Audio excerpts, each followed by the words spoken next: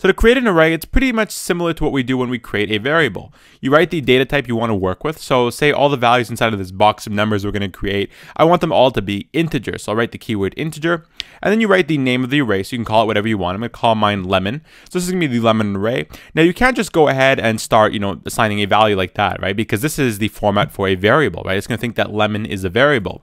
To indicate that it's actually an array, you go ahead and put the open and close square braces over here. So it looks like a little box, right? Like I said, a box of numbers. You can kind of think of it like that. And this is going to indicate that this over here is going to be an array. Now, if we want to go ahead and start putting values inside of this, we have to go ahead and put these curly braces over here, and we can start filling it up. I can go ahead and put 1, 2, 3, 4, 5, right? So I can fill it up with these 5 numbers, and those are going to be stored inside of my array, this box of numbers. Now, I don't make references to other programming languages because I want to teach this series as if you are learning Java for the first time, and that's your first programming language, I should say.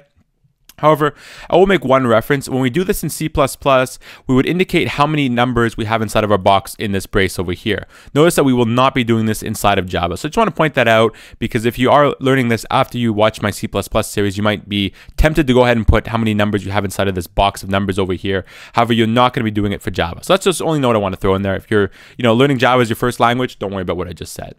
So anyways, with that, now we want to go ahead and try to start accessing these numbers. So we're going to go ahead and start printing them out. So I'm going to go ahead and put an output. I'm going to write system out print line. I don't want to go ahead and start accessing the numbers. Well, I want to go and access this first number over here, right? So I'm going to go ahead and write the name of my array. So I can write lemon, and I'm going to go ahead and put the box. Now I can't just go ahead and do it like this, right? Because it doesn't know exactly which numbers I want to print out, right? Look, it's giving us an error here because I can't just go ahead and print everything out. It's going to be a little bit of a mess. We need to tell it exactly which number we want printed out. What if you want this first number over here, right? 1. How exactly am I going to go print that out? Do I just put a 1 in here to indicate that's the first position? I think that sounds pretty reasonable, right? What happens if we go ahead and print this out? Well, what's going on here? We have a 2 down here. I wanted the first number. We have 2. Well, one thing you need to know is that computers like to start counting at 0.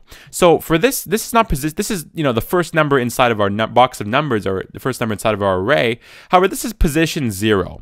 This is going to be position 1. This is going to be position 2, position 3, and position 4. Now you will be indicating which position you want to print out inside of this box over here. However, if you want to get position number 1, you're going to have to put a 0 instead. And you see when I put the 0 and build and run here, we're going to get 1. Which is what we want. That's one thing you need to consider with arrays, right? Computers like to start counting at 0, and arrays are much closely related to computers than they are humans, so they're probably going to be taking after the computers more, and they're going to follow the laws that they like to follow. So that's one thing to consider. So that's a basic introduction to arrays. We're going to look at arrays in a little bit more detail in the coming videos. So make sure you stay tuned to that. If you have any questions regarding arrays or anything we've seen so far in this series, make sure you leave it in the comment below and I'll respond to you as soon as possible. Thank you very much for watching, and I'll see you guys in the next video.